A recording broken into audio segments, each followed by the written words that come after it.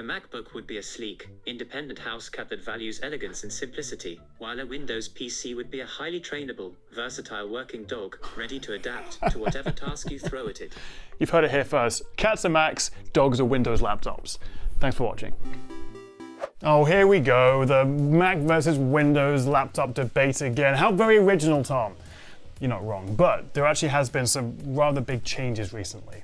Like, I've just been at Computex with NVIDIA and Intel, I've been in California with Apple for WWDC, and Microsoft has some big plans for Windows. There's new chips, there's new software, there's some actually really good budget laptops on their way. There's a lot going on. So, what's the big news? Well, for starters, did you hear about NVIDIA's RTX Spark, which promises to do for Windows machines what the M series chips did for Mac, but with RTX 5070 levels of graphics performance, a boatload of on-device AI, and all while being very efficient. It's actually quite exciting stuff. I don't know if it's going to reinvent the PC like NVIDIA claim. They love their fancy marketing slogans, but I think it is going to bring the fight to Apple, which we have desperately wanted for the past 5 years as the M series of chips have just dominated in MacBook Airs and Pros. Although at first, these RTX Spark powered laptops with the N1X chip, that's going to be the first all-in-one chip that's going to be powering these laptops, will be coming to pretty high-end sort of creator and prosumer laptops like this new Surface Laptop Ultra or this very nice Asus ProArt, which personally I'm really excited for. These will be coming later this year. And the big deal here is they are ARM-based chips rather than x86 like you get with Intel and AMD. So like Apple Silicon with their M1 through M5 chips, it should mean better performance, even away from the charger, longer battery life, lower temperatures, and hopefully even thinner and lighter designs. I am guilty of this myself, but I feel like every new, actually decent Windows laptop I review, it's always like, can this beat the MacBook? Is it a MacBook killer? Which is clickbaity and annoying, but it is the real question because MacBooks, love them or hate them, are just really bloody good. And if we can have a proper M5 Pro Max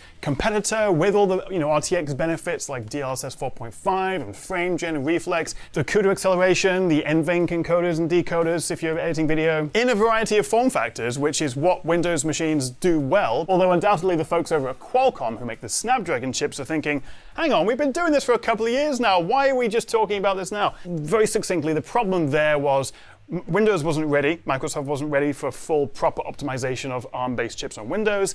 They came in too expensive, they basically just took the existing laptops at like, £1,600 and above, and then just put in a Snapdragon chip and said, go buy this. Even though there were lots of compatibility issues, the drivers weren't mature enough, it was a bad start. But we've had a couple of years of maturity, NVIDIA's finally thrown their hat into the ring, and I think together, NVIDIA and Qualcomm, with their ARM-based chips competing with Intel and AMD, Microsoft are finally pulling their finger out and actually making Windows a, as I say, less shitty experience. Because if we're being frank, I think a lot of people buy a MacBook, mostly for the ecosystem, but also largely because it's just not Windows and all the clunkiness that brings with it. But I'm waffling now, that's all very vague. What is actually coming soon are new Snapdragon C series of chips. They're going for the budget low end, which they should have done all along, which is very exciting. And as well as that, Intel, with their new Wildcat Core Ultra Series 3 processors, also coming in at the sort of $599, $699, sub $750 kind of pricing range, is essentially a cut-down version of their excellent Panther Lake chips. Why are all these brands suddenly putting all this effort into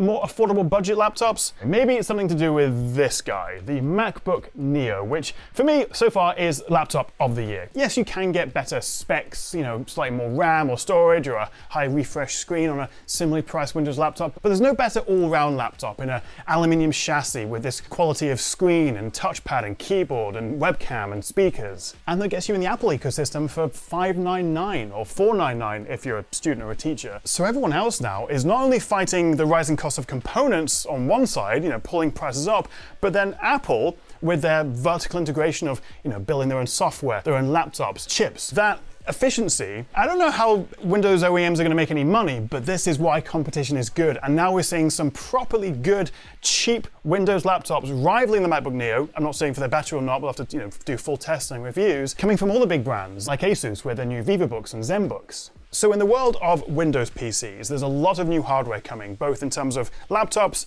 and the silicon, the chips inside. And Microsoft really are now doubling down on the optimization for ARM chips with Snapdragon and NVIDIA coming, and also announcing things like you no longer need a dedicated NPU to get all their Copilot Plus features. That's the only time I'm going to mention Copilot, because otherwise everyone's going to turn off the video. Oh, and they're going to let you put the taskbar in even new places, because that is what innovation looks like. I'm being a bit flippant, but it is easy to be frustrated, because if you look at gaming handhelds, if you look at dual screen laptops, if you look at any interesting kind of form factor, what is the number one issue that holds them back? It's the Windows experience. Still, when I was at Computex with NVIDIA, there were people from Microsoft, and this was just before the Microsoft Build conference where they made lots of announcements as well. It does kind of feel like the Avengers are assembling to finally take on the Big Apple. Still on my mug.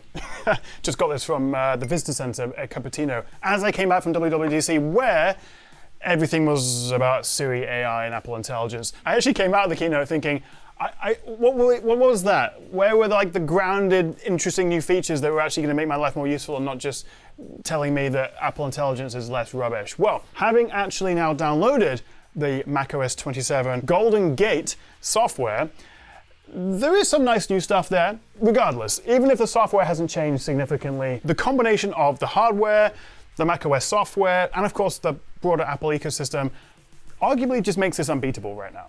So macOS 27 Golden Gate, which I'm running as a developer preview here, you'll be able to download it later this year, around sort of September, October time, is pretty much all about the new Gemini-based Siri AI, which is woven through the OS and the native apps, giving you basically Gemini, but with the personal context of knowing everything that's on your Mac. What's on your screen, you can have a natural language conversation with it. And of course, it's all synced between your devices, so you can use your MacBook and then pick up your iPhone and open the Siri app and it's all still there. Alongside some design refinements, smarter search, and in fact, Siri AI is now a proper desktop assistant app and baked directly into Spotlight. And in fact, the launchpad for apps is now within Spotlight.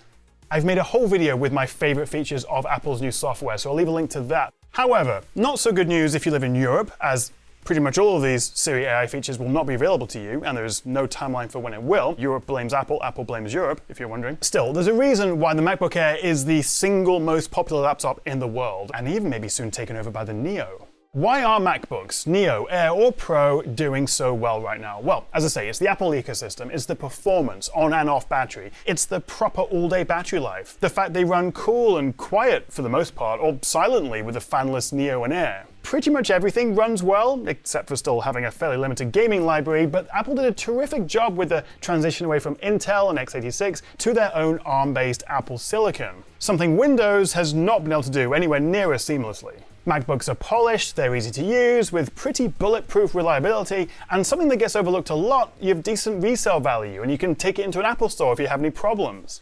And even the base M5 chip, and particularly the M5 Pro and Max, are just so ridiculously fast. And I think the biggest problem Apple have had with their silicon is that it's been so bloody good that there's, anyone still running an M1 Pro MacBook Pro just hasn't seen much reason to upgrade. They've all got, incrementally better. They've certainly got faster with better connectivity and better on-device AI performance, but they were so good from the outset that there wasn't a ton of reasons to upgrade, and there still isn't really. Like, this is a M5 Max MacBook Pro 16. I can edit my pretty demanding 4K 10-bit footage in Premiere Pro in low power mode, and it runs flawlessly. There is so much potential here. That's why for the vast majority of people, when I did my MacBook buying guide, I just think you should get the MacBook Neo. For most of us, that really is all you need.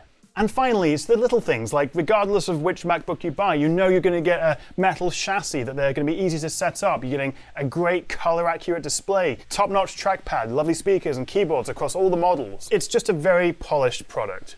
But despite the merch, I promise I'm not an Apple fanboy. I just use whichever tech, whichever laptop is best for my use case. And there obviously are a lot of downsides with going Team Apple. Like, you can't upgrade anything yourself, something that Windows laptops, a lot of them do allow you to, although less so these newer RTX Spark and Snapdragon chips where we're seeing this unified memory, but that's a conversation for another time. So upgradability is an issue. Often very expensive upgrades if you want more memory, if you want more storage. Like, the top spec MacBook Pro 16 is over $7.5 grand.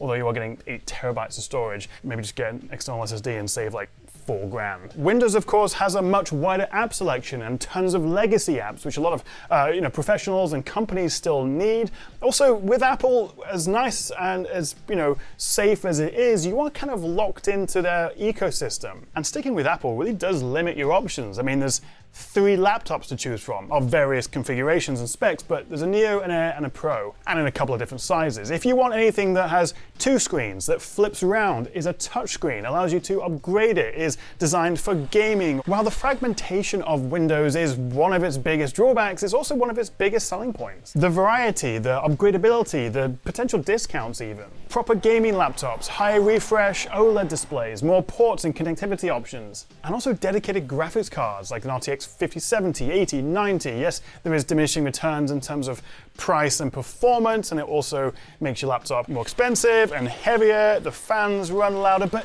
if you want that performance for work or for gaming, you can get it. And while Macs have got a little bit better for gaming, there is still no competition in terms of the breadth of games you have access to, all the extras like, as I say, with RTX cards, DLSS 4.5, frame gen, reflex, all that good stuff. Gaming is still very much at home on Windows.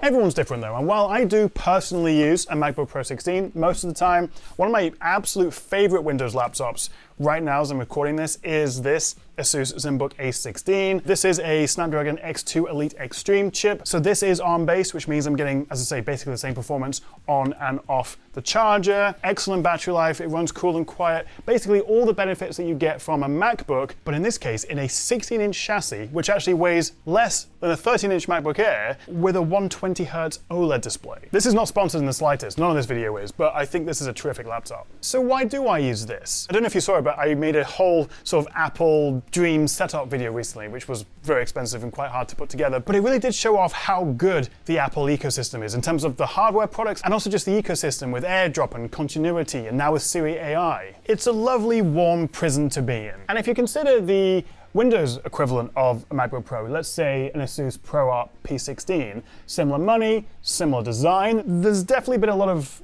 inspiration, let's say, with more recent creator kind of Windows laptops.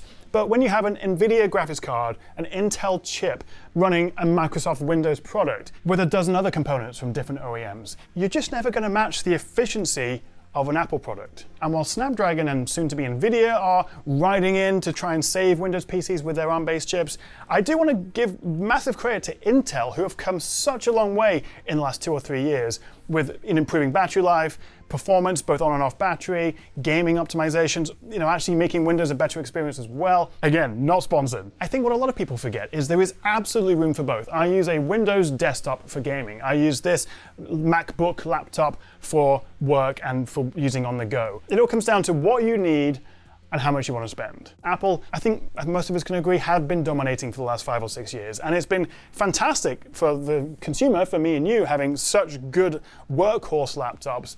But I think things are starting to finally shift, and I'm really excited to see what happens in the next 6 months. If you do fancy buying a new laptop, I will put recommendations to, let's say, my top 3 laptops in the description below, if you fancy checking those out. Thank you so much for watching, guys. If you did enjoy this video, a cheeky like and subscribe would be fantastic, and I'll see you next time right here on the Tech Chat, as I awkwardly close it. Thanks for watching.